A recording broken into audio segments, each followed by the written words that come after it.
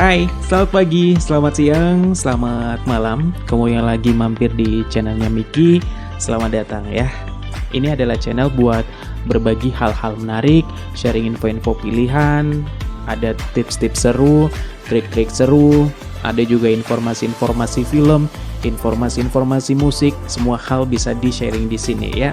Dan di channelnya Miki kali ini kita mau sedikit sharing tentang hal-hal apa saja sih yang sebaiknya tidak perlu dipublikasikan. Simak sampai habis ya.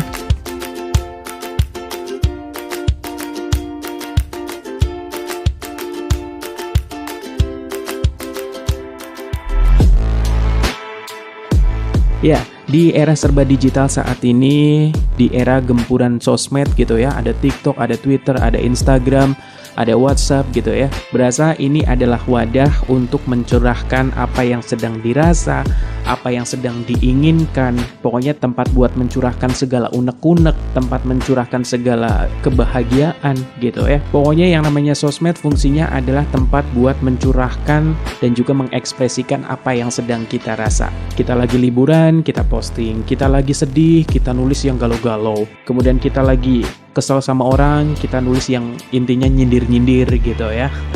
Pokoknya sosmed sekarang ini fungsinya nggak jauh-jauh dari itu. Walaupun di luar itu tetap banyak kok orang-orang yang hanya memanfaatkan sosmed untuk hal-hal yang baik aja gitu ya. Dan berikut ini adalah beberapa hal yang sebaiknya tidak kita publikasikan. Oke, hal pertama yang sebaiknya tidak kita publikasikan adalah kegagalan. Jadi ketika kita gagal meraih sesuatu, ketika kita gagal meraih impian kita, udah mendingan jadi konsumsi pribadi aja, terus kita introspeksi kira-kira kenapa ya saya gagal, kira-kira apa ya salahnya, di mana ya letak kekurangannya, kemudian salahnya apa gitu ya. Pokoknya introspeksi aja, cari tahu kira-kira salahnya di mana, kemudian diperbaiki dan coba lagi di waktu yang akan datang. Kemudian yang kedua adalah aib. Ini udah jelas banget ya, yang namanya aib memang harusnya ditutupi, bukan untuk dipublikasikan. Tapi fakta di lapangan adalah orang-orang kayaknya bangga gitu kalau aibnya sendiri diketahui oleh banyak orang, kayak berasa bangga pernah melakukan sebuah kesalahan, kayak bangga pernah melakukan sebuah kekeliruan gitu ya, yang padahal sebaiknya kalau itu buat konsumsi pribadi aja itu juga malah lebih bagus. Oke, berikutnya adalah masalah hidup. Ya, yang pasti semua orang pasti punya masalahnya masing-masing, punya problemnya masing-masing.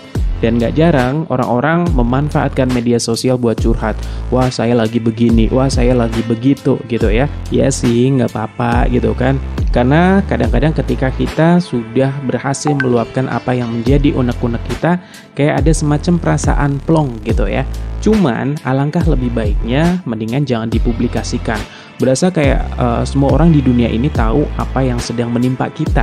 Nah, mendingan kalau misalnya kita pengen mencurahkan apa yang sedang menjadi pikiran, apa yang sedang kita alami, apa yang sedang membuat kita stres, mendingan cari temen atau cari orang yang sekiranya bisa kita percaya, mau mendengarkan cerita kita, ini malah jatuhnya lebih baik ya. Kadang-kadang ada loh orang yang melihat kita bermasalah, bukannya ngasih support, bukannya ngasih advice segala macem, malah jadi buat bahan gibah gitu ya. Ternyata dia sekarang lagi begini loh, ternyata dia sekarang lagi begitu loh. Ada yang mungkin nyukurin, ada yang mungkin kasihan, ada yang mungkin biasa aja gitu ya. Tapi terlepas dari itu, orang-orang jadi tahu apa yang menjadi permasalahan kita gitu ya. Padahal sebaiknya sih cukup kita dan juga orang-orang terdekat aja gitu ya. Orang yang sekiranya bisa kita percaya. Berikutnya adalah impian. Kadang-kadang kita tuh kalau misalnya lagi ngobrol sama temen atau ngobrol sama orang gitu ya, suka dengan lantangnya gitu kan. Wah, kalau saya sih pengennya begini. Wah, kalau saya cita-citanya begini. Ya, kalau misalnya tercapai, alhamdulillah gitu ya. Tapi kalau enggak gitu kan, bukan tidak mungkin akan ada orang-orang yang nyinyirin kita. Wah, makanya mimpinya jangan ketinggian. Wah, makanya jangan begini. Wah, makanya jangan begitu. Wah, makanya jangan belagu gitu ya. Karena yaitu balik lagi, gak semua orang peduli dengan kita, gak semua orang aware dengan kita. Jadi ada baiknya ketika kita mempunyai sebuah impian, udah fokus aja, kita kerja keras untuk mewujudkan impian kita, dan kalau berhasil baru deh ceritain ke orang-orang ya. Berikutnya adalah hubungan.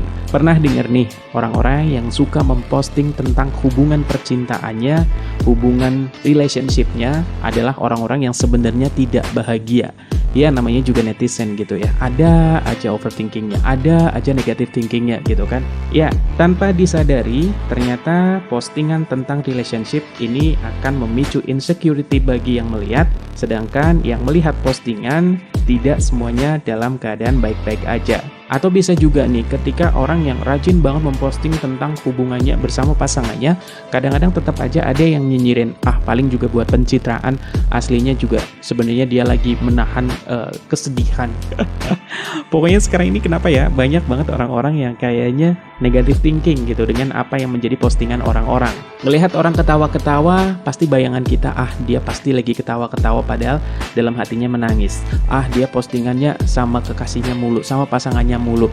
Nggak jamin deh kalau dia hubungan bersama pasangannya baik-baik aja, cuma buat pencitraan. Atau bisa jadi ternyata pasangannya cakep juga, wah boleh nih ditikung, DM inbox gitu ya. Nah makanya sebaiknya hubungan relationship kita tidak perlu dipublikasikan. Kalau sesekali bolehlah, tapi kalau dikit-dikit umbar tentang kemesraan, umbar tentang keromantisan, kayak mendingan jangan deh. Nah, berikutnya adalah gaya hidup. Jadi ketika kita memposting apa yang menjadi gaya hidup kita, orang yang membenci kita akan semakin muak dengan kita, dan orang yang menyukai kita akan memanfaatkan kita. Nah misalnya gini, kita bawaannya gaya hidupnya tuh hedon, kita dikit-dikit makannya di kafe, nongkrongnya di tempat-tempat bagus gitu ya. Nah buat orang-orang yang gak suka mungkin bakal kepikiran, kok dia bisa begini dan begitu sih, padahal kan kerjanya begini dan begitu gitu kan. Atau ketika ada orang-orang yang melihat gaya hidup kita yang mungkin hedon, ada orang-orang yang mungkin akan memanfaatkan gaya hidup kita karena dia kayaknya gayanya kan hedon banget, boleh nih dipinjemin duit. Pasti dia gengsi lah kalau misalnya dipinjemin duit dengan gaya hidup yang begitu tapi nggak mau minjemin, misal gitu ya. Nah itu tadi adalah beberapa hal yang sebaiknya tidak perlu kita publikasikan. Kira-kira bagaimana menurut kamu? Ada yang setuju? Ada yang enggak? Ya nggak apa-apa juga ya. Kira-kira ada yang mau nambahin nggak? Hal-hal apa saja sih yang sebaiknya tidak perlu kita publikasikan? Nah, yang mau cerita-cerita, yang mau nambahin, yang setuju kenapa, yang nggak setuju kenapa, silakan kita boleh sharing di kolom komentar ya.